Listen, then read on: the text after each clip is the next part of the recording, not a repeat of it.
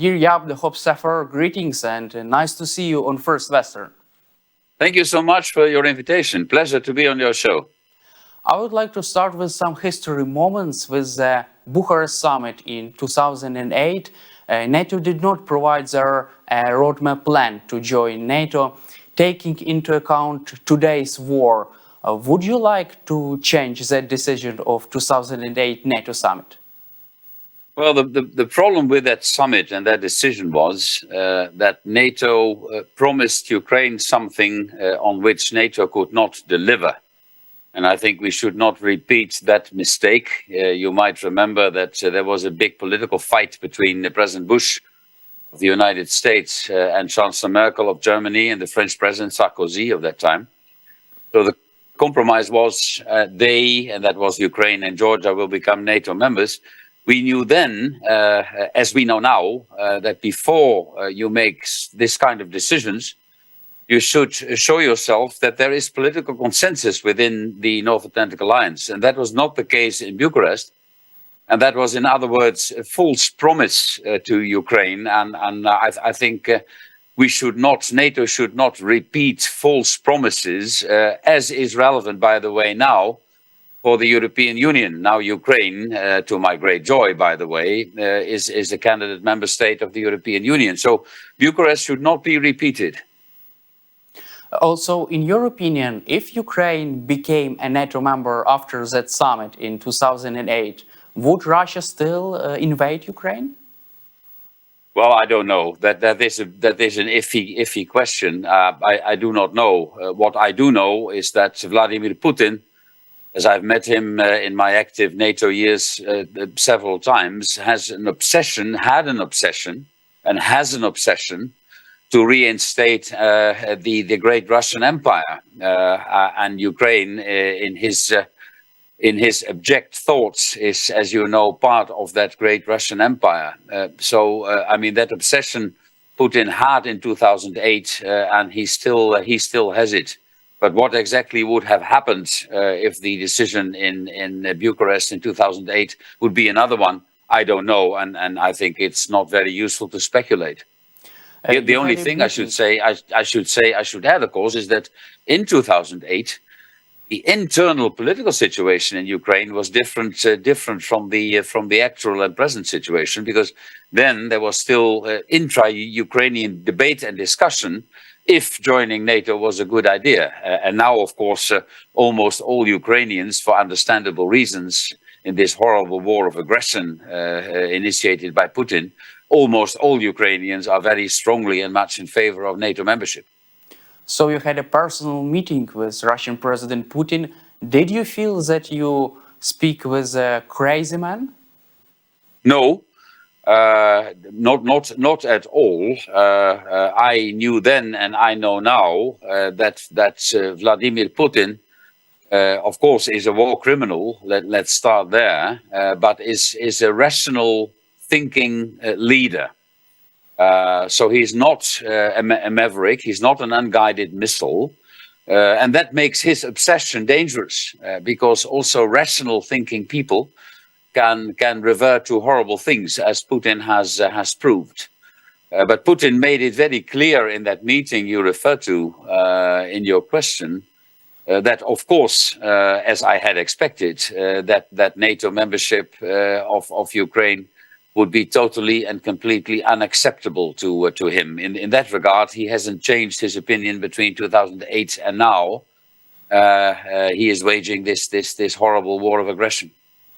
Also, I would like to cover a no-fly zone call of Ukraine. Ukraine called NATO to close our skies, but NATO refused to do it. Why did, in your opinion, why did the biggest military alliance of the world fail to close our skies?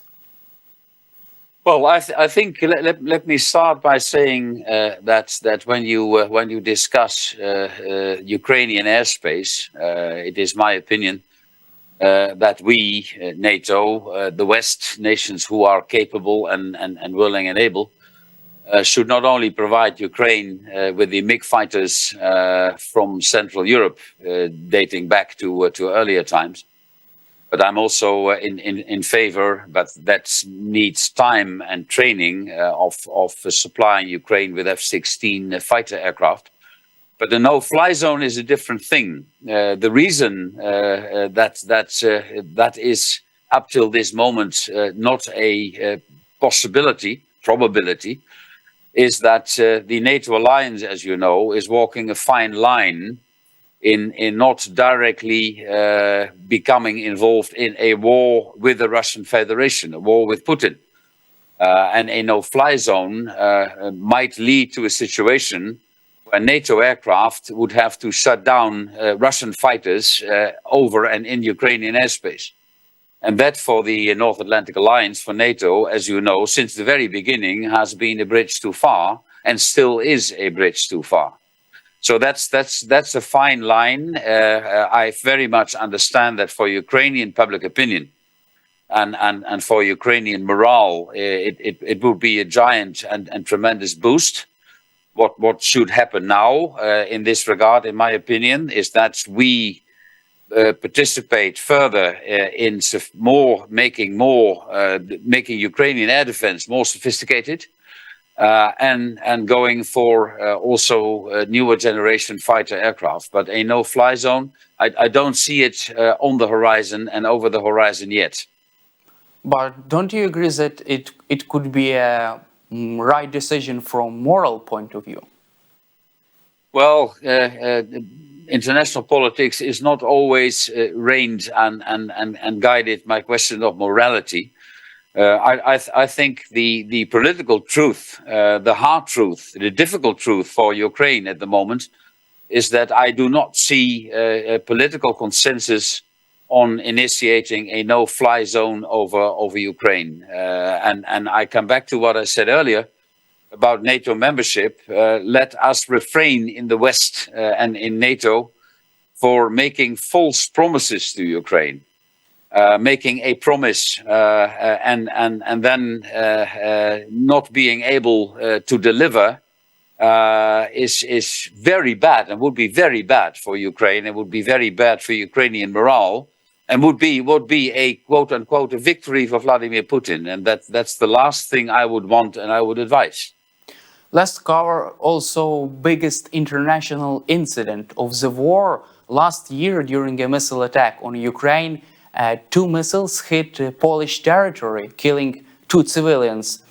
Don't you think that it was a clear violation of Article 5 by Russia? No, I don't think so. At least according to the information I have and the information which was provided. I remember that night very, very well, because there was also in my private domain a media frenzy when parts of a missile landed on Polish territory. And I know that we have 2 interpretations. Finally, a NATO one, an American one, and the Ukrainian one. But the interpretation I have heard and taken note of is that finally it proved to be a Ukrainian missile fired in defense, an anti-aircraft missile fired in defense of Ukraine and Ukrainian airspace and Ukrainian territory. And not a Russian missile. Again, let me come up with an if question. If it would have been a Russian missile, serious questions would have been raised in the North Atlantic Alliance. But again, then the question, of course, is will Article 4 be triggered? Article 4 then in that scenario would be triggered by Poland. My territory has been attacked, so my security is in danger, and then Article 5 might have followed. But again, that wasn't the scenario, and that wasn't the case. So the frenzy was over rather quickly. Also, there have been dozens of incidents between NATO and Russia. Russia brought down US drone. Russia tried to bring down the UK spy plane. Also, Polish media today reports that fragments of Russian missile have been found in Poland. Why does NATO self-deter itself in retaliation to Russian actions? Don't you think that such strategy only weakens NATO and unties Putin's hands? No, I don't think so. What I do think, and what I do know, by the way, is that the North Atlantic Alliance, the NATO alliance, is fully ready to defend every square centimeter or inch of its territory. That is crystal clear, and that in itself is a sufficient deterrent to Russia. Look at NATO's defense posture. Look at NATO's enhanced forward presence. I mean, we are in a different NATO. We are in a different Europe. NATO fully realizes, and I do fully realize as a European, as a Dutchman, as a European, that you, Ukrainians, are fighting our war, that you are fighting about the survival of the Europe we know, that you are a European country, that it is our war, and that it is our obligation to support you wherever and whenever we can. But I'm convinced that the North Atlantic Alliance, under US leadership, President Biden has proven to all of us that he is a leader, that he has been able to forge a very strong coalition, that NATO is ready and capable of answering any threat to its territory, and that Vladimir Putin should be in no doubt that whenever he would cross a line, NATO would act and NATO would react. I would like to thank you for the support of your government and Western Alliance of Ukraine, but let's move forward with the upcoming NATO summit in Vilnius. International media reports that the US and Germany don't want to make any decisions on Ukraine's membership in NATO. What is the reason of such position? Well, I come back to what I said earlier, and that is for me a very important principle in international affairs. Let us discuss the Vilnius summit. When there is language coming out of the Vilnius summit in the communique on Ukraine and NATO, which I could very well imagine, by the way, it should be something on which the alliance can deliver. Because I repeat, I do not want to see, and I wouldn't want to see, a repetition of the period between Bucharest 2008 and 2023, a long period where we had a situation where Ukraine was in limbo. When NATO made the decision, Ukraine will become a NATO member. We didn't say under what conditions. We did not say when. So in the run-up to the Vilnius summit, my call on all NATO allies would be prevent such a situation from happening again. I can tell you it was not my finest hour as NATO Secretary General, what happened in Bucharest in 2008. So my call and my plea to our leaders in Vilnius is that if you want to communicate Ukraine/NATO language in Vilnius, do it in such a way that you know it is absolutely consensual language. That is of great importance. The same goes for the European Union. Ukraine is a member state, a candidate member of the European Union. Let's take that process very seriously. And Ukrainians know, and I know that also that European Union accession process will take lots of time. But let's be honest with ourselves and let's be honest with Ukraine, for Ukraine's sake and for our own sake. Are Western leaders ready to provide us with sort of strong security guarantees or roadmap plan to join NATO at the upcoming NATO summit in Vilnius? What I think should happen, and I'm a member of a group which has prepared a Ukraine strategy, the Alpha Group, under the able leadership of Professor Julian Lindley-French, well known internationally. And we make a plea, at least, not specifically in the Vilnius area, but a plea and a declaration issued by NATO allies, by European Union members, and by like-minded nations who consider themselves part of the West, quote unquote, a declaration showing our full solidarity with Ukraine and with the Ukrainian people, a sort of collective commitment to Ukraine. And that declaration could also contain security guarantees, the collective commitment for security guarantees for Ukraine. I realize that is not a direct guarantee or road to NATO membership or to membership action plan for Ukraine. But I do think that it is important, as I also think I should add, it is important in the political domain that when the G7, the 7 most important economies, will meet under Japanese chairmanship, the G7 contact group should issue an invitation to India and China to join, because I think when we discuss Ukraine and this horrible war, the pressure on China to leave its position from solidarity with Russia and Vladimir Putin should be a very important element on our agenda, because I have the strong impression that Xi Jinping, the Chinese president, is not happy at all with the war in Ukraine and with Putin's actions, although he doesn't show it publicly.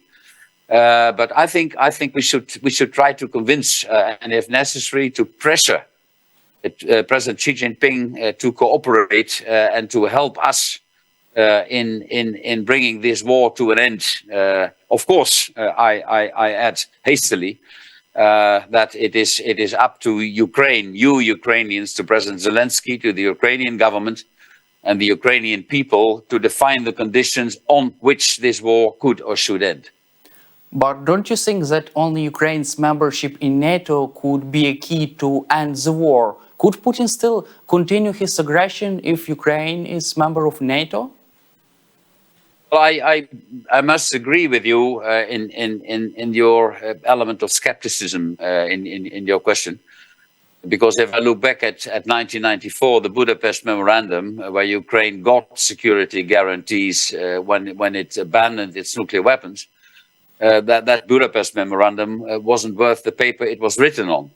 But again, what I mentioned in our plea of this Elfin group of a joint NATO-EU plus declaration, potentially or possibly containing security guarantees, is a step in the right direction. I say again, I do realize very well realize, I should say, the ambition by Ukraine, the prime ambition to become a NATO member.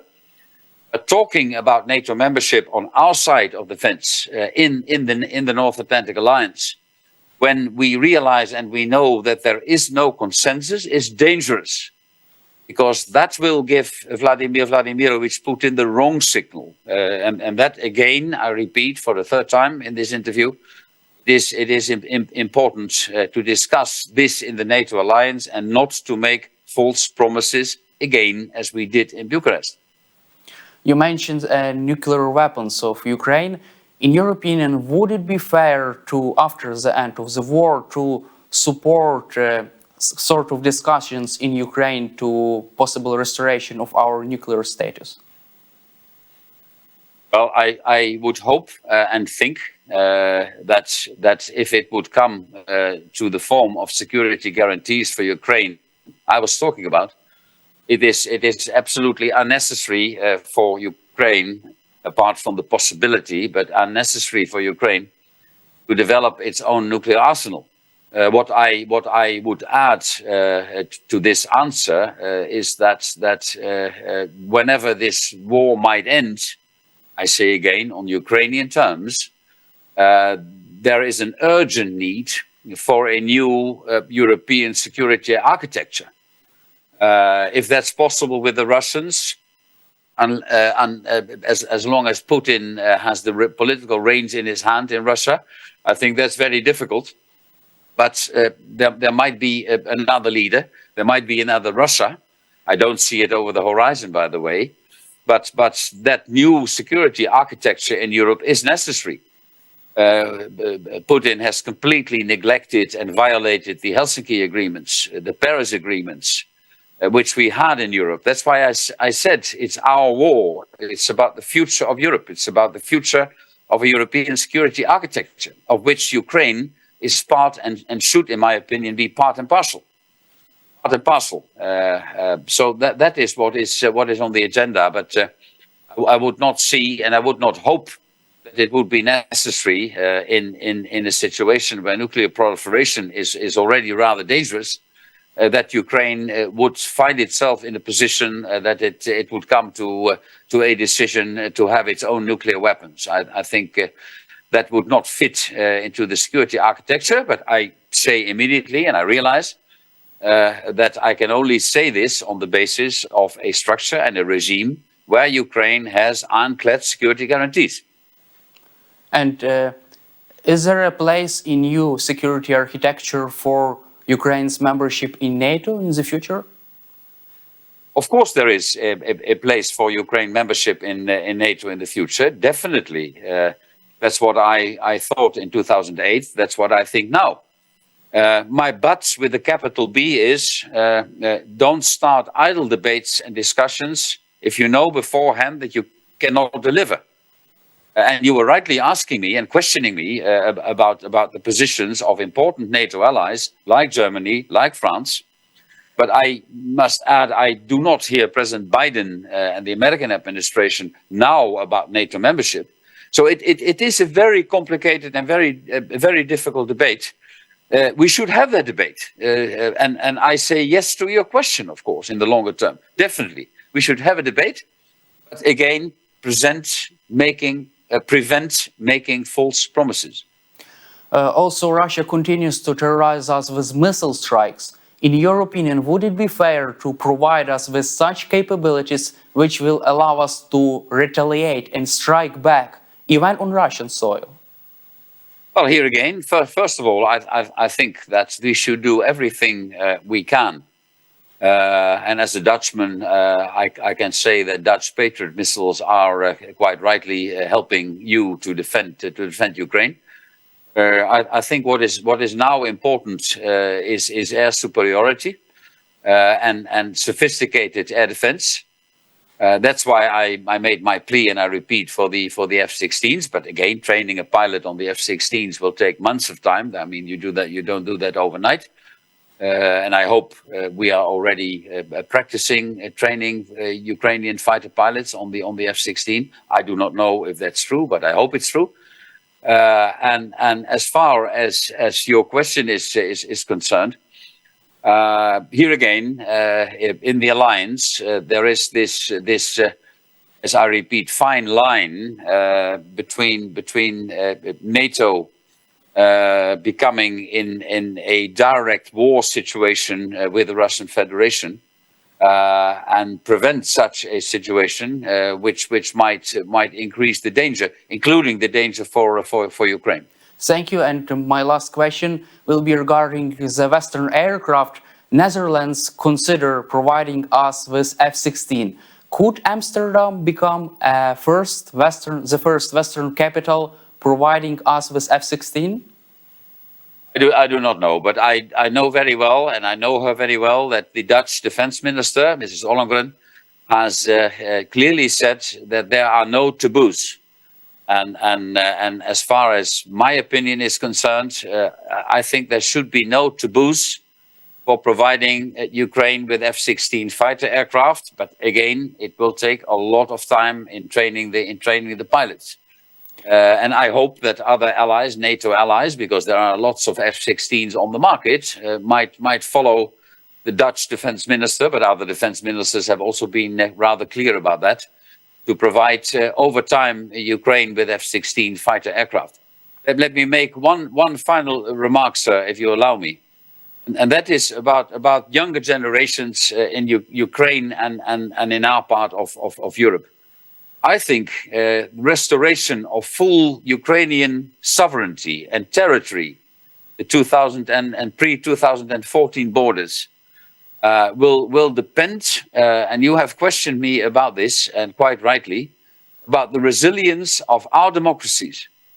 I mean, now we're having this interview, but I should insist that we should have this interview also with the same terminology, if this might lead to a protracted war. What I'm saying is that also in the Netherlands and elsewhere, the younger generation should be the guardians of the resilience of our democracies, and that the solidarity with Ukraine, which is now extremely strong, and quite rightly so, will remain strong, and not be overtaken by other priorities in our national or international debates. That is my strong plea, because again, there is more peace than war in the DNA of the younger generation in Europe, because they thought, and I thought, by the way, that freedom came at no price. Suffering of your people, the raping of your women, the killing of your soldiers, proves that it is not enough to say our DNA in Europe is peace. We have to help you wherever we can in your war, which is also our war. That is my strong plea, almost emotional plea to myself, to our part of Europe, but also to Ukrainian younger generations. Thank you, Professor Scheffer, for your time and for participation in the interview, and glory to Ukraine. A great pleasure. Slava Ukraini. Героям слава. Thank you.